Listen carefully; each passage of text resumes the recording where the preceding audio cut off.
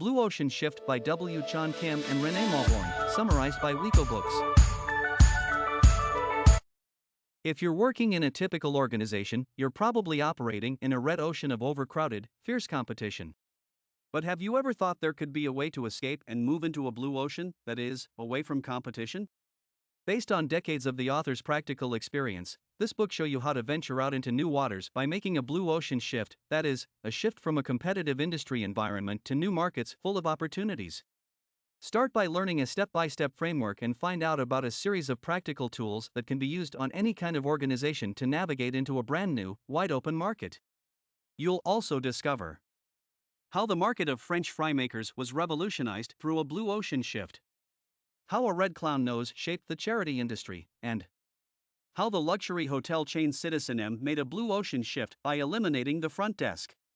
Transcend competition with a blue ocean shift. When choosing a business strategy, it's important to decide which direction you want it to take, and most people assume your choices are limited to two: the value-driven path, along which your business expands through outstanding quality and service, and the low-cost strategy, through which your business endeavors to offer the best price among all its competitors. Those two options are all well and good, but there's a third strategy that can do much more. It's called the blue ocean shift.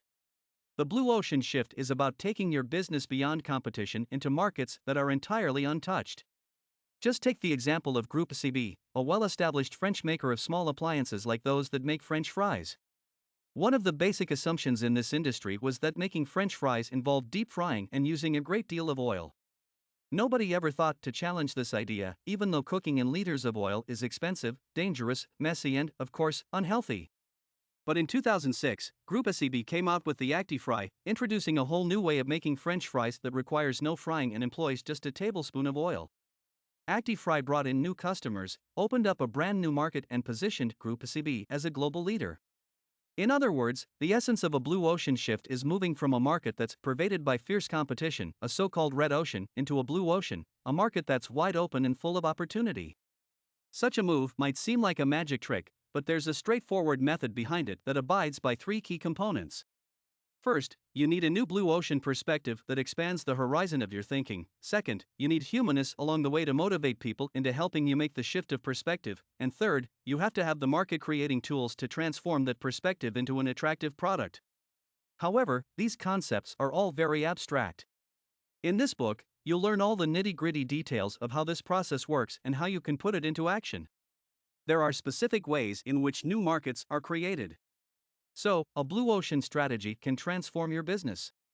Before we dive into the new perspective, humanness, and market creating tools of applying one, though, it's useful to learn a bit of market creation theory. This way, you'll understand why making such a shift works. For instance, you might assume that markets are established when new ideas arise that are fundamentally better or new. But there are actually three more specific market creating strategies. The majority of business leaders and entrepreneurs are familiar with the first one, an approach now known as disruptive innovation. This tactic is what the 20th century Austrian economist Joseph Schumpeter dubbed creative destruction, and it occurs when a new innovation overcomes earlier technology, thereby disrupting the industry. Just think of the Kodak company and the photographic film industry over which it reigned. Both were fundamentally disrupted by the invention of digital photography. Then there's non-disruptive creation, in which markets are neither destroyed or replaced. A new market is simply created without any change to existing ones. A good example here is Pfizer's creation of Viagra. This new drug didn't disrupt the existing drug market. Instead, it forged a whole new market by solving a previously unaddressed problem among men: erectile dysfunction. And finally, in between these two strategies is a third, often overlooked middle way. This strategy comes into play when an existing problem is redefined, and Groupe CB's ActiFry, the French fry maker mentioned, falls into this category. In this example, both non-disruptive and disruptive forces are involved. The existing industry wasn't displaced, but it was certainly turned on its head. In simple terms, you can either create a breakthrough product that replaces existing ones, identify and solve a brand new problem, or redefine your approach to an existing one. Next up, we'll learn about the three key components of facilitating a blue ocean shift. For traits guide the especially powerful perspective of a blue ocean strategist. Alright, now that you know the basics of how markets are created, you're ready to find your own blue ocean. The first step in doing so is to adopt a mindset with seriously broad horizons. For instance, consider the UK charity, Comic Relief. The charity industry is a prime example of a red ocean. There are 600 cancer charities in London alone. Nonetheless, Comic Relief instituted a blue ocean shift by fundamentally reconceptualizing the industry. Every other year since the 1980s, the charity has held a Red Nose Day, in which people do all manner of funny things to solicit donations. For example, a CEO might hold a business meeting with a red ball stuck on his nose, like a clown would wear. These Red Nose Days have been a massive success, and in 2017, they raised £73 million. But this invites the question, was Comic Relief conceived with a blue ocean perspective? Absolutely, and there are a few ways you can tell. For starters, blue ocean strategists think of industry conditions as malleable, and that's precisely what Comic Relief did. Instead of accepting the conventional modes of fundraising, like fancy galas, the charity implemented a brand new concept. Second, blue ocean strategists don't set out to beat competitors, but instead endeavor to make them obsolete. In other words, Comic Relief didn't try to copy other charities and win the donor race. In fact, the Red Nose Days had no competition from any other charity and effectively eliminated competition altogether. Third, blue ocean strategists endeavor to produce a new demand, and Comic Relief did just that. Rather than pitching wealthy donors, the organization made charity attractive to everybody, no matter how tiny their contributions would be. And finally, Comic Relief evidences a blue ocean perspective because it's both low-cost and distinct at the same time. With its fundraising approach, the group clearly sets itself apart from other charities, but it's also a low-cost organization that doesn't pour donations into year-round marketing or grant writing. So, a change in perspective is the first step. Next, you'll learn about humanist and market creation tools that are vital to making your blue ocean shift. A human element is central to the blue ocean process. Before explaining the tools that make a blue ocean shift possible, it's important to examine a fundamental concept of the process as a whole: humanist. Humanist is essential, as it acknowledges the fears, insecurities, and desire for dignity and purpose that people inevitably bring with them. Humanists will provide your employees with a sense of trust in the blue ocean strategy as a tool for taking them and your organization to new and exciting places. To make humanists a reality in your blue ocean strategy, 3 elements are key, and the first is atomization. After all, from the starting line, a blue ocean shift can seem like a daunting task. It requires entirely rethinking your industry. Your team might wonder, can we even do this? The answer, of course, is that you can, but you also need to be able to break down the overwhelming task into bite-sized pieces, focusing on one at a time. The second piece of humanist is first-hand discovery. This piece is important since a blue ocean shift demands new ways of thinking, and it's important that every person on your team find new ways to think for themselves, through their own experience. In other words, each and every one of them needs to feel the need for change as a result of his own thinking, not as a preordained decision. And finally, humanist in the blue ocean process requires a fair process. In this case, a fair process abides by 3 principles: engagement, explanation, and clear expectations. The first, engagement, means bringing all the stakeholders into the decision-making process. The second, explanation, requires giving a clear breakdown of decisions and ideas that are rejected. And the third, clear expectations, implies openly stating what people will experience and what their responsibilities will entail. Assess your situation before embarking on your blue ocean journey. Now, with the other 2 components, a perspective shift and humanist, set in your mind, your real journey to a big blue ocean begins. To set yourself up for success, it's essential to learn 5 practical blue ocean tools, one at a time. The first is the Pioneer Migrator Settler Map. This tool lets you assess your organization's current products or services in a simple chart so that you know where you stand in your market. Best of all, it's easy to set up. Your ultimate aim in developing this tool is to get an objective sense of your products and their value to a buyer. To do so, you simply need to divide them into 3 categories. The pioneers are products with clear innovative value. Your customers don't just purchase them, they love them. Your pioneers are the key to your company's distinctive touch and future profits. At the other end of the spectrum are the settlers. These are products that are based on what your competitors have to offer. In other words, they're the result of imitating the competition and only marginally improve on what others have to offer. And finally, migrators are somewhere in between. These products provide greater value than the competition, but aren't truly innovative. To actually draw your Pioneer Migrator Settler Map, simply divide a square horizontally into 3 sections. In the bottom section, draw your settlers as circles, in the middle do the same with your migrators, and at the top put your pioneers. Draw the circles in different sizes to reflect the revenue that each product generates. The bigger the circle, the greater the revenue. Once you've drawn it all out, take a look at the breakdown. The more your business depends on settlers, the more vulnerable it will be in the future, which is why your Blue Ocean initiative will endeavor to create larger pioneer circles and move your migrators up a row. Plot your competitive value against that of your rival to get a clear picture of where you stand. The second tool to launching a Blue Ocean approach is called the Strategy Canvas, a method designed to generate an overview of your current business strategy and the competitive drivers of your industry. To do so, the Strategy Canvas maps the competitive factors in your industry and how much value buyers derive from each of them. More concretely, it's a graph on which the horizontal axis indicates the main competitive factors within your industry, and whose vertical axis indicates the offering level of each factor from low to high. For an illustration of this, think back to the charity from earlier. The factors of competition in that scenario could include the percentage of each dollar that goes to the cause and the costs incurred in fundraising. To draw your own canvas, begin by identifying key competitive factors like these, selecting between 5 and 12 of them. From there, choose a key player from your industry to whom you can compare yourself. If possible, choose the industry leader so that you know what the benchmark for your field is. If that happens to be you, just use your closest rival. Finally, on a scale of 1 to 5, 1 being very low and 5 being very high, rate your offerings as well as those of your competitor for each factor, plotting your graphs as you do so. Once you've drawn it, your strategy canvas has much to reveal. For instance, if there's a strong resemblance between your curve and your competitors, you're in a red ocean of competition. If your curve is consistently lower, your offerings are generally inferior. In this way, the strategy canvas is a powerful tool that highlights the need for a blue ocean shift. It will put your whole team on the same page and reveal potential ways that your organization can break away from industry conventions. Chart customer experience to make your product more accessible. The third market generating tool at your disposal is the ability to uncover hidden pain points, areas in your industry that hamper the popularity of your product or scare away potential customers. For instance, in the United States, wine makes up just 15% of alcohol sales.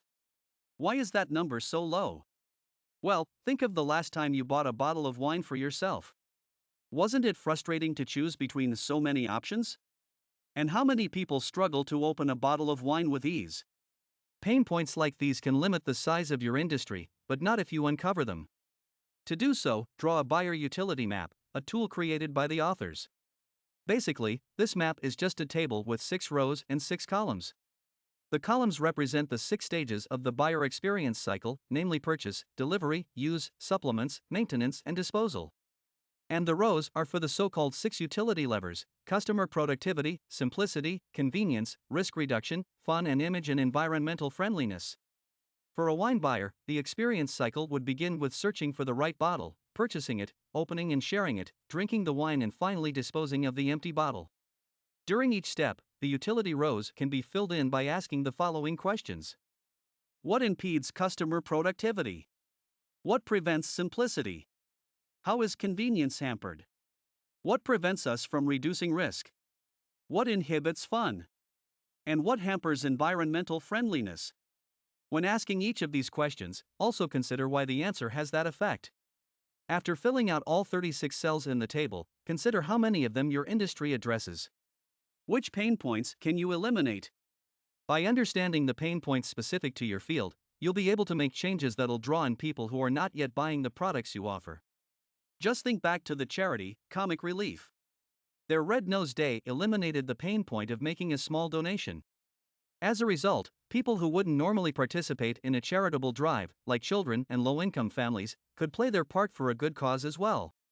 Use a simple framework to uncover vast opportunities. The fourth tool in your Blue Ocean toolkit is called the 6 Paths Framework, and it's great for producing blue ocean opportunities. The first path is to look over alternative industries. Your goal in doing so is to determine why customers choose one industry over another. For instance, why do some people hire plumbers while others go to the hardware store? The second path is to examine strategic groups within your industry.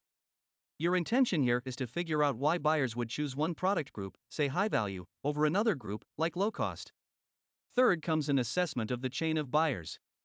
This refers to users who pay for your product and, in turn, influence the purchasing decisions of others. Just consider a preteen girl. She has plenty of clothing, but her parents pay for it and her fashion tastes are likely influenced by her favorite pop star. By identifying such a chain of buyers, you can focus on the ones your industry currently ignores. From there, it's time to consider the greater solution that buyers are seeking. To do so, assess the context your product operates in and identify what occurs before, during, and after its use. Just take the electric kettle industry in Britain, a quintessential red ocean. British people love their afternoon tea, but before they can brew it, they have to clean the limescale out of their kettles. Recognizing this issue, the company Philips produced a filter that removes the scale automatically. The next path is to rethink the balance of functionality and emotion within your industry. This will vary as some industries are purely functional, such as the legal world. Lawyers don't aim to elicit positive emotions, but are simply concerned with accomplishing their task. That being said, you can potentially redefine such orientations to open new possibilities. And finally, path number 6 is to shape external trends that impact your industry. Begin by identifying those that affect you. In the case of, say, agriculture, this could be climate change. Once you've done so, consider ways to either adapt to, or better yet, shape these trends. Develop your blue ocean option by challenging assumptions through a series of questions. So, the 6 paths framework helps you identify potential changes you can make. But to utilize these observations, you'll need to distill them into clear options for blue ocean shifts. The tool to accomplish this is called the 4 actions framework, and it's the final leg of step 4. The basis of this framework rests on 4 questions and the actions that correspond to them. The first is, which factors does your industry take for granted that could just as easily be eliminated? Just take the example of Citizen M, a hotel chain that forged a blue ocean shift in the highly competitive hospitality industry by offering affordable luxury stays. How? By cutting, among other things, the front desk and concierge services. These basic services have long been considered a necessity for luxury hotels, but it turns out they're not so crucial. In Citizen M hotels, visitors use a self-check-in kiosk and don't wait in line. The second question to ask is, which factors should be reduced well below the industry standard? Here again, Citizen M offers a good example. They reduced room sizes by a considerable margin, hypothesizing that visitors wouldn't spend much time in their rooms anyway, except when lying in bed. But if you're going to make cuts, you should have something else to offer. That's why question number 3 is which factor should be raised well above the industry standard. For Citizen M, the answer was an increase in the luxury surrounding the sleeping environment for guests. This meant extra large beds, fine linens, and utter peace and quiet. And finally, consider which amenities or features have never been offered before and should be created. For instance, since Citizen M got rid of the front desk, the company introduced multitasking ambassadors whose job it is to answer the questions of visitors and solve little problems that come up. By asking the above questions of your own business context, you can quickly formulate a blue ocean strategy that works for you. And doing so brings you to the final step, putting your blue ocean shift into practice. Bring in your top people, select your best blue ocean option, and make your move. By following the previous step, you'll have developed several well-formulated options for a blue ocean shift. In this 5th and final step, your task is to pick the best one and put it into practice. To do so, hold a blue ocean fair and invite the cream of the crop, bringing together a number of leaders from departments across your company. You should at a minimum invite the head of your primary unit as well as her top team, the heads of marketing, manufacturing, HR, finance, IT, and logistics. You can even invite customers, partners, and suppliers if you like. At the event itself, begin with an overview of your industry, including all its red oceans, and an explanation of why you need a blue ocean shift. Once that has been made clear, make a presentation on the different blue ocean options you have to choose from. For each one, lead with the new product's tagline. Present the strategy you developed in Step 2 with your strategy canvas and guide your audience through the 4 actions framework you developed in Step 4. Remember, it's vital that everyone understands the rationale behind your different options. Once all the presentations have been made, give people some time to reflect. You could even set up little stations with posters describing all the options for attendees to consider. And finally, ask everyone to vote on which to go with. This can be as simple as handing out post-it notes that people can stick on the posters they found most compelling. You can also use the opportunity to collect feedback on why people gravitate toward a particular option. From there, you'll have your blue ocean option in mind and will be ready to implement your new concept. With a little dedication and luck, you'll be swimming in clear blue waters in no time. Final summary. The key message in this book. Most companies operate in red oceans, marked by intense and bloody competition. But it doesn't have to be this way. By following a systematic process, you can make a blue ocean shift that moves you beyond competition and opens up brand new, untapped market opportunities. Actionable advice. Create a powerful blue ocean team. To make your blue ocean shift happen, you'll need a multi-talented team. Your blue ocean team should be small enough to be flexible and fast-moving, and big enough to have sufficient creativity, expertise, and experience. Aim for 10 to 15 people representing HR, IT, marketing, finance, manufacturing, R&D, and sales. Got feedback? You have been listening to Blue Ocean Shift by W. Chan Kim and Renee Mauborgne, summarized by Wiko Books.